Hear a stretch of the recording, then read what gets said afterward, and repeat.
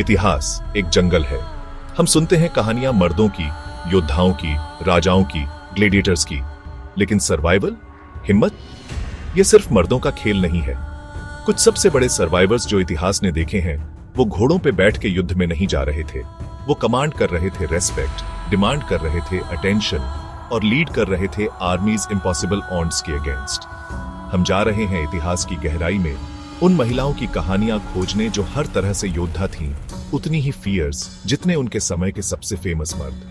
हम बात कर रहे हैं रानियों की, रिबेल्स की, आर्चर्स की, स्ट्रेटेजिस्ट्स की, ऐसी महिलाओं की जिन्होंने साम्राज्यों को घूरा और उम्मीदों को तोड़ा। अमेज़न्स के मिथकों से लेकर प्राचीन यूरोप और एशिया के युद्ध के मैदानों तक तैयार हो जाइए इतिहास की सबसे जबरदस्त महिला योद्धाओं की अनसुनी कहानियों को उजागर करने के लिए।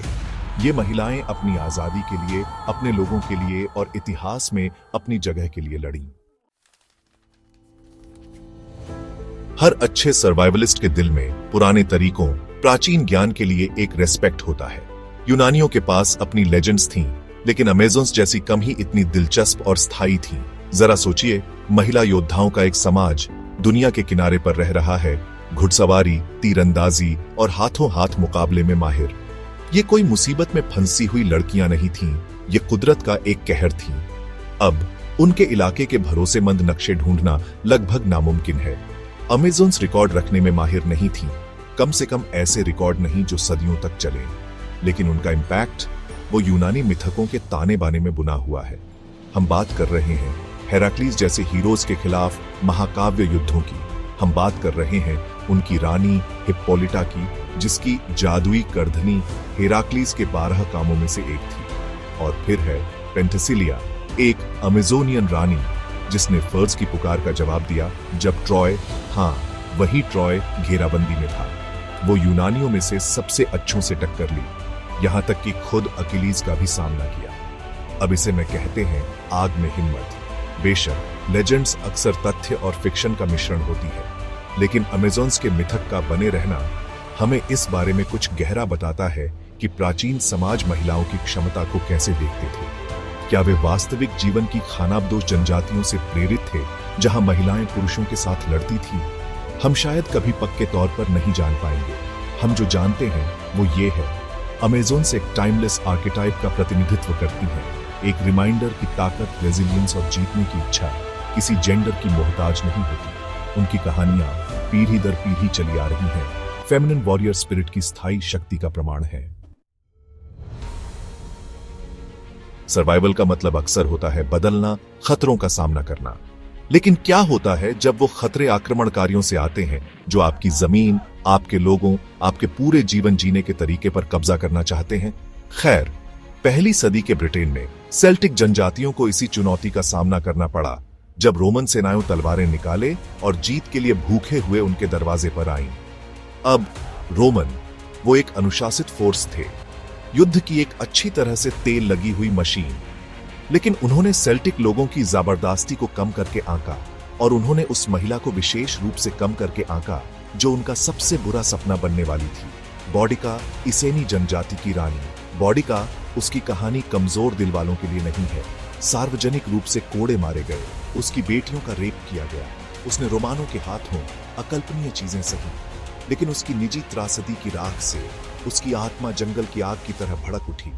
वो उठी अपने लोगों को और अन्य सेल्टिक जनजातियों को, जिन्होंने रोमन शासन के तहत दुख झेला था, को रैली किया और अपने उत्पीड़कों पर प्रतिशोध का तूफान ला दिया। जरा उस सीन की कल्पना करें, मैदानों में रथ गरज रहे हैं, बॉडिका, रोष और अवज्ञा की एक फिगर अपने लोगों को रोमन अधिकृत ब्रिटेन के केंद्र में ले जा रही है। उन्होंने कोलचेस्टर, लंदन, सेंट एल्बन्स शहरों को तबाह कर दिया, अपने पीछे विनाश का निशान छोड़ दिया। बॉडिका के विद्रोह ने रोमन साम्राज्य को हिलाकर रख दिया, एक कड़ा रिमाइंडर कि सबसे शक्तिशाली ताकतों को भी अपनी आजादी के लिए लड़ रहे लोगों की इच्छा से नीचे लाया जा सकता है। हालांकि अंततः हार गई।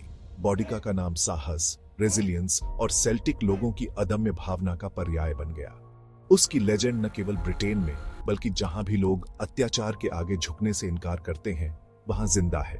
वो एक प्रकाश स्तंभ के रूप में खड़ी है, हमें याद दिलाती है कि नाकाबिल ओंड्स के बावजूद, यहां तक कि जब जीतने की संभावना कम लगती है, मानव आत्मा सही के लिए लड़ने की इच्छा किसी भी साम्राज्य से ज्यादा तेज जल सकती है।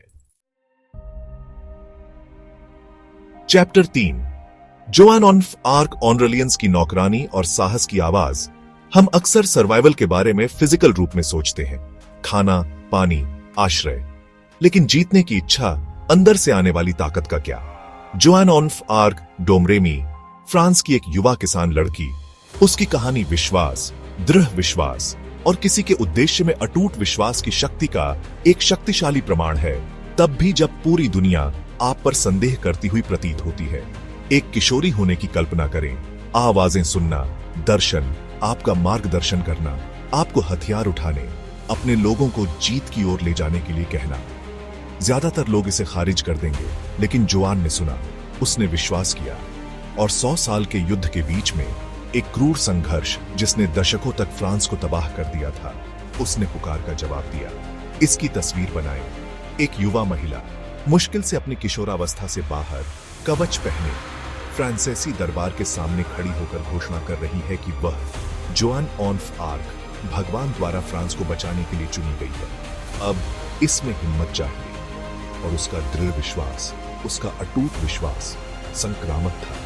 उसने निराश सैनिकों को रैली किया, एक राष्ट्र को प्रेरित किया और फ्रांसीसी सेना को असंभव जीत की एक सीरीज का नेतृत्व किया, जिसका समापन ऑनरलियंस की घेराबंदी को हटाने में हुआ, जो युद्ध में एक महत्वपूर्ण मोड़ था। युद्ध के मैदान में जोआन की हिम्मत निर्विवाद थी। वो अपने आदमियों के साथ लड़ी, युद्ध में घायल हो गई, लेकिन अपने संकल्प में कभी नहीं डगमगाई। वह निराशा के समय में आशा की किरण, दैवीय हस्तक्षेप का प्रतीक थी, लेकिन उसकी कहानी एक अंधेरा मोड़ ले लेती है, जैसा कि अक्सर उन लोगों के साथ होता है जो स्थापित व्यवस्था को चुनौती देने की हिम्मत करते हैं।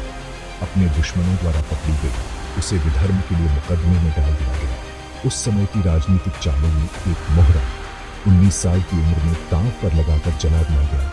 जोआन का जीवन दुखद रूप से छोटा हो गया, लेकिन उसकी आत्मा, उसकी विरासत, वह एक अलग कहानी है। जोआन ऑफ आर्क एक शहीद बन गई, फ्रांसीसी रेजिलियंस का प्रतीक, और सदियों बाद उसे संत घोषित किया गया। उसकी कहानी विश्वास की शक्ति, उम्मीदों को धता बताने के साहस और एक व्यक्ति के स्थायी प्रभाव का प्रमाण है, यहां तक कि भारी विपरीत परिस्थितियों में भी। Chapter 4 Trung sisters. प्राचीन वियतनाम में विद्रोह की गूंज, इतिहास डेविड बनाम गोलियत की कहानियों से भरा है। ऐसे क्षण जब दलित सभी बाधाओं के खिलाफ शक्तिशाली को चुनौती देने के लिए उठ खड़ा होता है।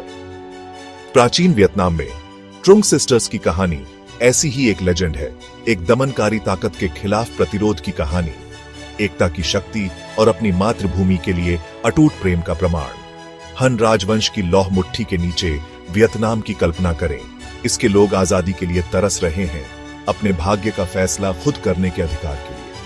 आक्रोश के इस प्रेशर कुकर में ट्रुंग सिस्टर्स, ट्रुंग ट्रे और ट्रुंग न्ही का जन्म हुआ। ये महिलाएं रॉयल्टी में पैदा नहीं हुई थीं, वे एक कुलीन परिवार की बेटियां थीं, जो अपने पूर्वजों की कहानियों पर पली बढ़ी थीं, न्याय की गहरी भावना और अपनी जमीन के लिए जबरदस्त प्यार के साथ। जब उनके पति, एक वियतनामी लॉर्ड, को हन अधिकारियों ने फांसी दे दी, तो यह एक चिंगारी थी जिसने जंगल की आग को प्रज्वलित कर दिया। ट्रुंग सिस्टर्स ने चुपचाप खड़े रहने से इनकार कर दिया। वे कुशल घुड़सवार थीं, तलवारबाजी और युद्ध कला में प्रशिक्षित थीं, और वे जानती थीं कि अब कार्य करने का समय आ गया है। वियतनामी लोगों को अपने मकसद के लिए रैली करते हुए उन्होंने एक विद्रोह का नेतृत्व किया, जिसने मानसून की तरह पूरे देश में कहर बरपाया। इसकी तस्वीर बनाए 80,000 की फोर्स, जिसके सिर पर ट्रुंग सिस्टर्स हैं, हन सेना की ताकत के खिलाफ युद्ध में कूद पड़ी। वे अपने बच्चों की रक्षा करने वाले बाघों की तरह जबरदस्ती से लड़े, खोए हुए क्षेत्र पर फिर से कब्जा कर लिया और हन फोर्सेस को वापस खदेड़ दिया। 3 शानदार वर्षों तक ट्रुंग सिस्टर्स ने एक स्वतंत्र और आजाद वियतनाम पर शासन किया। उन्होंने सुधारों को लागू किया, अन्यायपूर्ण करों को समाप्त किया और दुनिया को दिखाया कि वियतनामी महिलाएं वास्तव में क्या करने में सक्षम हैं। हालांकि उनके शासनकाल को अंततः अथक हन युद्ध मशीन ने छोटा कर दिया, वियतनामी इतिहास और संस्कृति पर उनका प्रभाव अथाह है। उन्हें राष्ट्रीय नायिकाओं, साहस, दृढ़ संकल्प और प्रतिरोध की अटूट भावना के प्रतीक के रूप में सम्मानित किया जाता है। उनकी कहानी एक प्रकाश स्तंभ है जो हमें याद दिलाती है कि भारी बाधाओं के बावजूद आजादी की लड़ाई लड़ने लायक लड़ाई है। Chapter 5 Tomoe Gozen samurai. जिसने डेफिनेशन को डिफाई किया। हम अक्सर समुराई को सम्मान और कर्तव्य से बंधे हुए मजबूत योद्धाओं के रूप में सोचते हैं, लेकिन उस महिला के बारे में क्या जिसने उन अपेक्षाओं को ही धता बताया, जिसने पुरुषों के प्रभुत्व वाली दुनिया में अपना रास्ता खुद बनाया। टोमो गोजेन। उसकी कहानी सिर्फ युद्ध के मैदान में जीतने के बारे में नहीं है, यह मानदंडों को चुनौती देने के बारे में है। सामंती जापान में एक महिला योद्धा होने की सरासर हिम्मत के बारे में है। कल्पना कीजिए, यदि आप कर सकते हैं 12वीं शताब्दी के जापान की अराजकता, गृहयुद्ध की अवधि, जहां शक्तिशाली गुट वर्चस्व के लिए संघर्ष करते थे। इस अशांत युग में टोमो गोजेन ताकत और सैन्य कौशल की किरण के रूप में उभरी, जो मिनमोटो कबीले के एक प्रमुख सरदार मिनमोटो नो योशिनाका के अधीन काम कर रही थी। अब टोमो को किनारे नहीं किया गया था। अरे नहीं, वह एक फ्रंटलाइन योद्धा थी, एक कुशल तलवारबाज और तीरंदाज, अपनी बहादुरी और सामरिक प्रतिभा के लिए प्रसिद्ध। कवच पहने वह अपने पुरुष समकक्षों के साथ युद्ध में सवार हुई। उसके लंबे काले बाल एक योद्धा के बैनर की तरह उसके पीछे बह रहे थे। युद्ध में उसका कौशल लेजेंडरी। कहा जाता था कि वह नगीनाटा की मास्टर थी, जो एक भयानक पोल हथियार था जिसे वह घातक अनुग्रह और सटीकता के साथ चलाती थी। अबाजू की लड़ाई के दौरान उसने अपने साथियों को रैली किया, निडर होकर दुश्मन के रैंकों में चार्ज किया। जब सारी उम्मीद खो गई, तब भी उसने हार मानने से इनकार कर दिया। बताते हैं कि वह खूबसूरत थी, गोरे रंग और लंबे काले बालों वाली, लेकिन उसकी खूबसूरती सिर्फ स्टील के तूफान और फ्यूरी की प्रस्तावना थी जिसे उसने अपने दुश्मनों पर उतारा था। वह प्रकृति की एक ताकत थी, एक दरबारी महिला की नजाकत और एक अनुभवी योद्धा की जबरदस्ती दोनों को मूर्त रूप देती थी। हालांकि मिनमोटो कबीला अंततः गिर गया, टोमो गोजेन की लेजेंड बढ़ती रही। उसकी कहानी महाकाव्यों का विषय बन गई, जिसने अनगिनत कविताओं, नाटकों और कला के कार्यों को प्रेरित किया। वह महिला शक्ति और साहस का प्रतीक बन गई, यह साबित करते हुए कि एक योद्धा का रास्ता केवल पुरुषों का क्षेत्र नहीं था। आउट्रो साहस की गूंज। इतिहास की महिला योद्धाओं की विरासत। ये महिलाएं वो सिर्फ योद्धाओं से बढ़कर थीं, वो सर्वाइवर, लीडर और मुश्किलों के खिलाफ अवज्ञा के प्रतीक थीं। Amazons, Boudica, Joan of Arc, Trung sisters, Tomoe Gozen, उनके नाम इतिहास में गूंजते हैं, हमें याद दिलाते हैं कि ताकत का कोई जेंडर नहीं होता है और साहस सबसे चुनौतीपूर्ण वातावरण में भी खिल सकता है। उनकी कहानियों को इतिहास के बैकग्राउंड नॉइज में फीका पड़ने देना आसान है, लेकिन हमें याद रखना होगा, उनकी लड़ाइयां सिर्फ दूर के युद्ध के मैदानों में नहीं लड़ी गई थीं। वे पहचान के लिए, समानता के लिए, सुने जाने, सम्मानित होने, याद किए जाने के अधिकार के लिए लड़ रही थी। और उन्हें याद करके, उनकी कहानियों को शेयर करके हम उनकी आत्माओं को जिंदा रखते हैं।